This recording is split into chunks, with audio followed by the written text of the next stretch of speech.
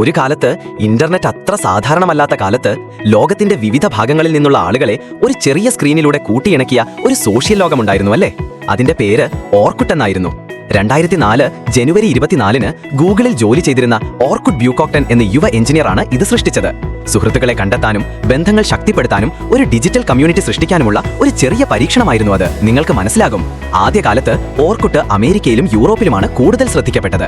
പക്ഷേ അതിന്റെ യഥാർത്ഥ സ്നേഹം ലഭിച്ചത് ബ്രസീലിലും ഇന്ത്യയിലുമാണ്. ഇന്ത്യയിൽ ഓർക്കുട്ട് ഒരു വെബ്സൈറ്റ് മാത്രമായിരുന്നില്ല, അത് ഒരു വികാരമായിരുന്നു. ഫ്രണ്ട്സ് ലിസ്റ്റ്, സ്ക്രാപ്പ് ബുക്ക്, ടെസ്റ്റിമോണിയലുകൾ, കമ്മ്യൂണിറ്റികൾ, ഹൂ വ്യൂഡ് യുവർ പ്രൊഫൈൽ എന്ന ഫീച്ചർ വരെ. ഒരു സ്ക്രാപ്പ് വന്നാൽ ഇമെയിൽ തുറക്കുന്നതിന് മുമ്പേ ഓർക്കുട്ട് തുറന്നിരുന്ന ഒരു തലമുറയുണ്ടായിരുന്നു. പ്രണയങ്ങൾ തുടങ്ങി, സൗഹൃദങ്ങൾ വളർന്നു, ചിലപ്പോൾ ബന്ധങ്ങൾ പോലും അവസാനിച്ചു. I love Kerala, I hate exams, ഓർക്കുട്ട് addicts anonymous തുടങ്ങി ഓരോ വിഷയത്തിനും ഒരു കമ്മ്യൂണിറ്റി ഉണ്ടായിരുന്നു. അഭിപ്രായങ്ങൾ, വാദങ്ങൾ, ചിലപ്പോൾ തർക്കങ്ങൾ. ഓർക്കുട്ട് ഒരു ഡിജിറ്റൽ സമൂഹത്തിന്റെ പൂർണ്ണ രൂപമായിരുന്നു. എന്നാൽ കാലം മാറി, ഓർക്കുട്ട് അതേപടി നിന്നു. സ്പാം, വ്യാജ പ്രൊഫൈലുകൾ, സുരക്ഷാ പ്രശ്നങ്ങൾ എന്നിവയാൽ അത് ബാധിക്കപ്പെട്ടു. അതേസമയം പുതിയ കളിക്കാർ രംഗത്തിറങ്ങി. ഫേസ്ബുക്ക് കൂടുതൽ വേഗത, കൂടുതൽ സ്വകാര്യത, കൂടുതൽ പുതുമ.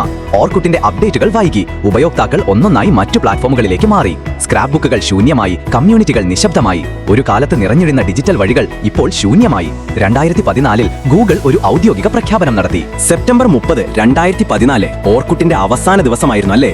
10 വർഷത്തിലേറെ നീണ്ട ഒരു ഡിജിറ്റൽ സഫറിന് അവിടെ ഫുൾ സ്റ്റോപ്പ് ആയിരുന്നു.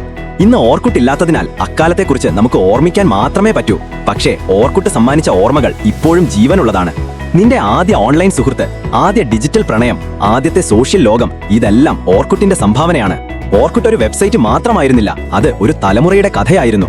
ഇന്ന് നമ്മൾ ഉപയോഗിക്കുന്ന എല്ലാ സോഷ്യൽ മീഡിയകൾക്കും പിന്നിലും ഒരു പേരുണ്ട്, ഓർക്കുട്ട്.